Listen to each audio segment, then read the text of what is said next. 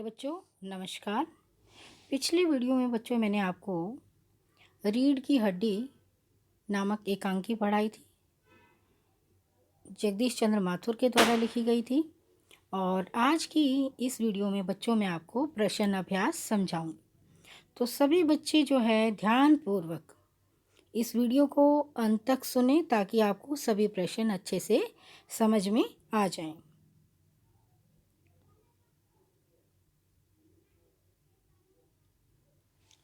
तो बच्चों आज हम जो है प्रश्न अभ्यास करेंगे। सभी बच्चे ध्यानपूर्वक प्रत्येक प्रश्न को ध्यानपूर्वक समझते चलें। सबसे पहले प्रश्न बच्चों मैं आपको बता रही हूँ। पहला प्रश्न है आपका ये वाला। राम स्वरूप और गोपाल प्रसाद बात बात पर एक हमारा जमाना था कहकर अपने समय की तुलना वर्तमान समय से करते हैं। इस प्रकार की तुलना करना कहाँ तक बच्चों तर्क संगत है? तो बच्चों दोनों जो है राम स्वरूप और गोपाल प्रसाद पुरानी पीढ़ी के हैं और ये अपना हर समय जो है पुराने ज़माने को अच्छा बताते हैं और उसी के अनुसार बार बार से अपने पुराने ज़माने की बात करते हैं। यही कारण है कि बात बात पर ये अपने समय की तुलना वर्तमान समय से करते हैं। हमारी दृष्टि में बच्चों ये बात बिल्कुल भी ठीक नहीं है, तर्क संगत नहीं है, क्योंकि बच्चों समय जो है वो परिवर्तनशील है। व्यक्ति का जीवन स्तर, विचार, आदर्श आदि सभी चीज़ें सामाजिक परिस्थितियों के अनुसार समय समय पर बदलती रहती हैं। अतः कभी एक बात पर हमें स्थिर नहीं रहना चाहिए। एक बात जो है स्थिति पर स्थिर नहीं रह सकती, उसमें निरंतर परिवर्तन होता है और इस परिवर्तन को बच्चों हमें स्वीकार करना चाहिए। ठीक है बच्चों, ये प्रश्न आपको अच्छे से समझ में आ गया होगा। अब बच्चों हम प्रश्न संख्या 2 पर चलते हैं। प्रश्न संख्या 2 है बच्चों, राम स्वरूप का अपनी बेटी को उच्च शिक्षा दिलवाना और विवाह के समय छिपाना, यह विरोधाभास उनकी किस विवशता को उजागर करता है? कि एक बात में दोनों ही तर्क रख रहे हैं, पक्ष भी और विपक्ष, वो होता है बच्चों विरोधाभास। तो बच्चों राम स्वरूप ने अपनी बेटी को उच्च शिक्षा दिलवाई, पर विवाह के समय जो है उसकी शिक्षा को छिपाना उनकी मजबूरी है। क्या मजबूरी है बच्चों? लड़के के पिता जो हैं लड़के वाले, वो लड़की को कम शिक्षा में प्राप्त करना चाहते हैं और इसीलिए गोपाल प्रसाद उच्च शिक्षित बहू नहीं चाहते हैं, लेकिन सर्वगुण संपन्न बहू चाहते हैं। राम स्वरूप उनके लड़के से अपनी बेटी का रिश्ता तय करना चाहता है, लेकिन बेटी की उच्च शिक्षा को छिपाता है। तो बच्चों यहाँ जो है राम स्वरूप की विवशता को उजागर किया जाता है, इससे ये बात जो है उसकी विवशता उजागर होती है। चलिए बच्चों अब हम करते हैं प्रश्न संख्या 3। प्रश्न संख्या 3 है बेटा, अपनी बेटी का रिश्ता तय करने के लिए राम स्वरूप उमा से जिस प्रकार के व्यवहार की अपेक्षा कर रहे हैं वह उचित क्यों नहीं है? बच्चे देखिए, हमारे अनुसार और आपके अनुसार अपनी बेटी का रिश्ता तय करने के लिए राम स्वरूप जो है अपनी बेटी उमा से इस प्रकार की अपेक्षा कर रहे थे कि वह सीधी सादी चुप रहने वाली कम पढ़ी लिखी लगने वाली लड़की की तरह व्यवहार उसका होना चाहिए। उसका एक भी तरह से ऐसा नहीं लगना चाहिए कि वो ज़्यादा शिक्षित है। उसका ऐसा सोचना उचित नहीं है। देखिए क्यों नहीं है? देखिए लड़की क्या कहा उमा ने, देखिए लड़की कोई भेड़ बकरी या मेज कुर्सी नहीं है जिसे भी आप मोल भाव लगवा लो। उसका भी दिल होता है, उसका उच्च शिक्षा पाना बच्चों उमा का कोई अपराध नहीं है। वह पढ़ी लिखी लड़की है और पढ़ी लिखी लड़की जैसा व्यवहार करना चाहती है। हमारे विचार से राम स्वरूप का जो व्यवहार है वो उचित नहीं लगा। ठीक है, अगला प्रश्न है बच्चों, गोपाल प्रसाद विवाह को बिजनेस मानते हैं और राम स्वरूप अपनी बेटी की उच्च शिक्षा छिपाते हैं। गोपाल प्रसाद बच्चों लड़के का पिता है शंकर का, राम स्वरूप बच्चों उमा के पिता हैं। उमा क्या है? लड़की है और शंकर कौन है? लड़का, जिसके साथ राम स्वरूप उमा का रिश्ता गोपाल प्रसाद के लड़के शंकर के साथ करना चाह रहे हैं। क्या आप मानते हैं कि दोनों ही समान रूप से अपराधी हैं?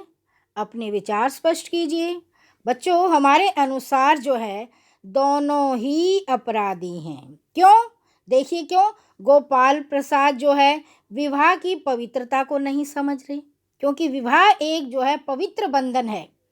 ये बिजनेस की तरह ले रहे हैं, सौदा तय करने आए हैं, जांच पड़ताल करने आए हैं। राम स्वरूप अपनी बेटी को उच्च शिक्षा तो दिलवा रहे हैं, परंतु छिपा भी रहे हैं।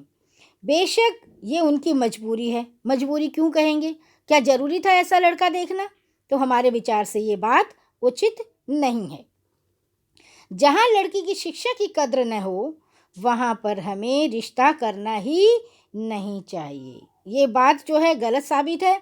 शिक्षा दिलाकर उन्होंने कोई अपराध नहीं किया। उमा को उन्होंने उच्च शिक्षा दिलाई, तो ये उनका अपराध नहीं है। तो राम स्वरूप व्यर्थी अपराध की भावना से ग्रस्त है। वो अपने आप को बेफालतू अपराधी मान रहे हैं।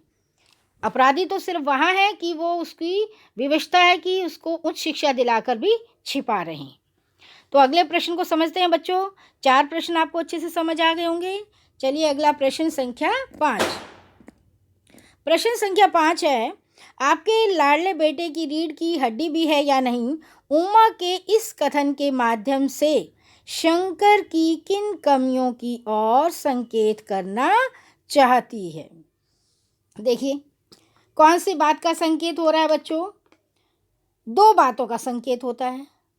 एक तो क्या कहती है कि शंकर जो है चरित्रहीन युवक है, उसका करैक्टर जो है वो ठीक नहीं है, उसमें चारित्रिक दृढ़ता का न होना उसे रीढ़हीन सिद्ध करने के लिए पर्याप्त है। ठीक है, समझ आ गई? जैसे हमारी रीढ़ की हड्डी पूरे शरीर को ठीक रखती है, ऐसे व्यक्ति का अगर चरित्र ठीक ना हो तो हम क्या कहेंगे कि वो जो है अपने आप को एक श्रेष्ठ पुरुष, एक समाज में, अच्छे समाज में रहने का अधिकार उसे नहीं है। दूसरा बच्चों, वो एक शंकर जो है शारीरिक दृष्टि से भी कमज़ोर है, क्योंकि वो सीधा नहीं बैठ सकता। उसकी जो रीढ़ की हड्डी ठीक नहीं है, अर्थात वो बीमारी से भी ग्रस्त है। किसी भी तरह की बीमारी लगा लो, चारित्रिक लगा लो, शारीरिक लगा लो, वो एक बीमारी से भी ग्रस्त है। चलिए बच्चे, अगला प्रश्न हम प्रश्न संख्या 6 समझते हैं। चलिए प्रश्न संख्या 6 पर आते हैं। शंकर जैसे लड़के या उमा जैसी लड़की समाज को कैसे व्यक्तित्व की जरूरत है? अपने तर्क के अनुसार उत्तर दीजिए।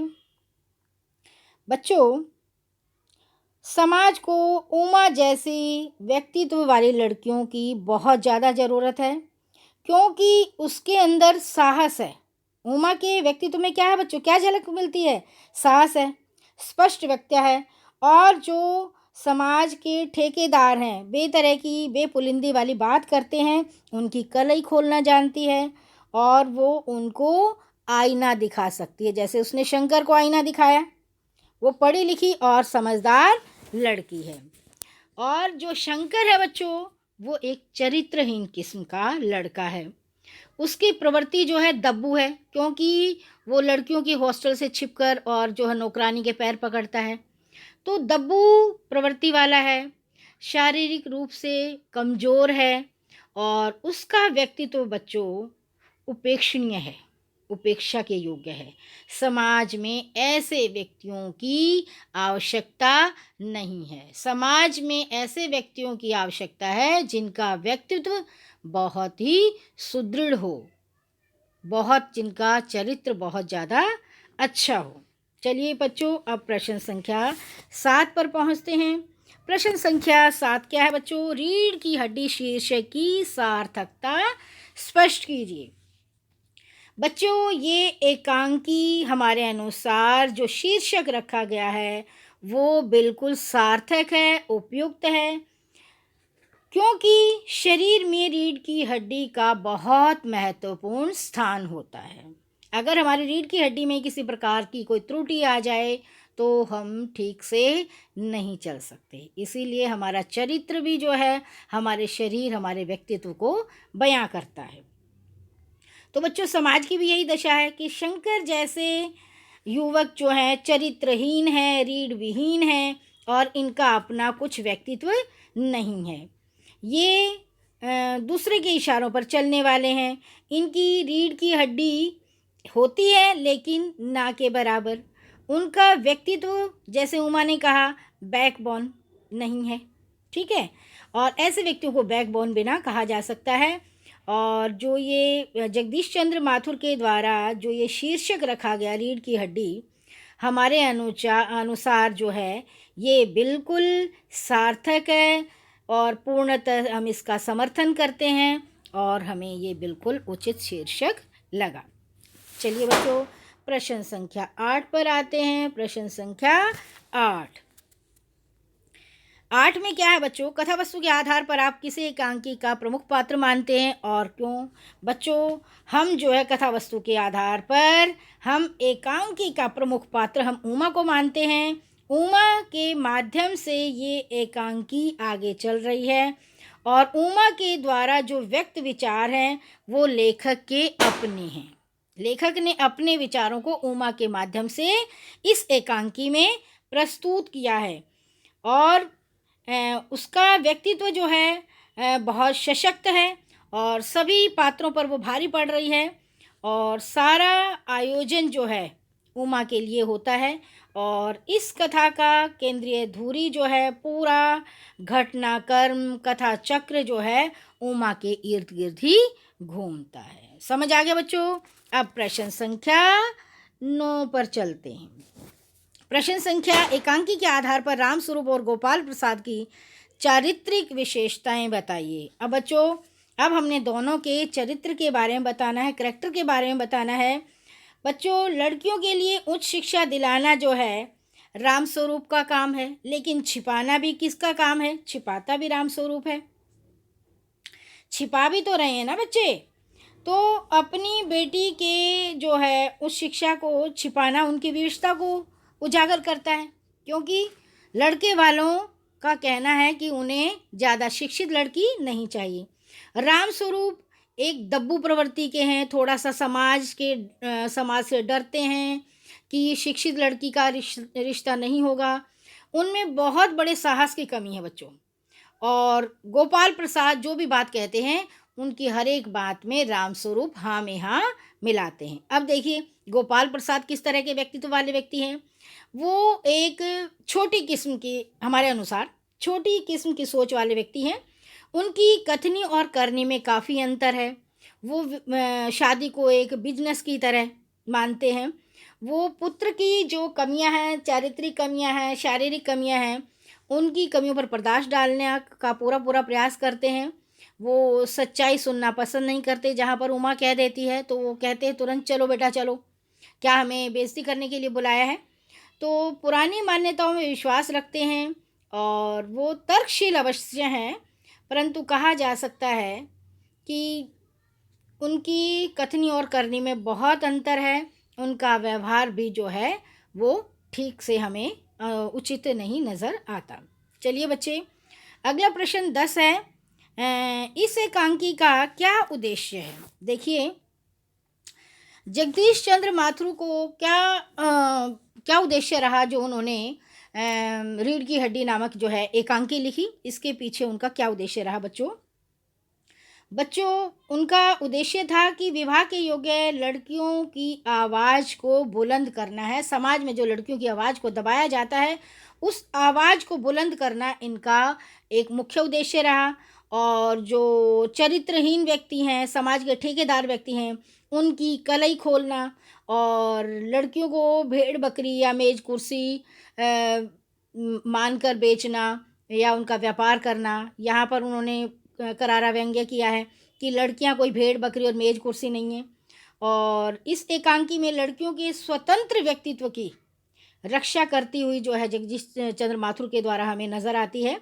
और ये एकांकी जो है, जो दो तरह का व्यक्तित्व रखने वाले व्यक्ति होते हैं, जो करनी और कथनी वाले अलग व्यक्ति होते हैं, उन व्यक्तियों का भी पर्दाफाश करती है। और जो चरित्रहीन युवक हैं आज के समाज के, उनको रीढ़हीन भी बताती है। जिन लड़कों की शादियां होती हैं उनका चरित्र ठीक नहीं है, तो यहाँ पर जगदीश चंद्र माथुर ने उन्हें चरित्रहीन युवकों को रीढ़हीन बताने का पूरा पूरा प्रयास किया है।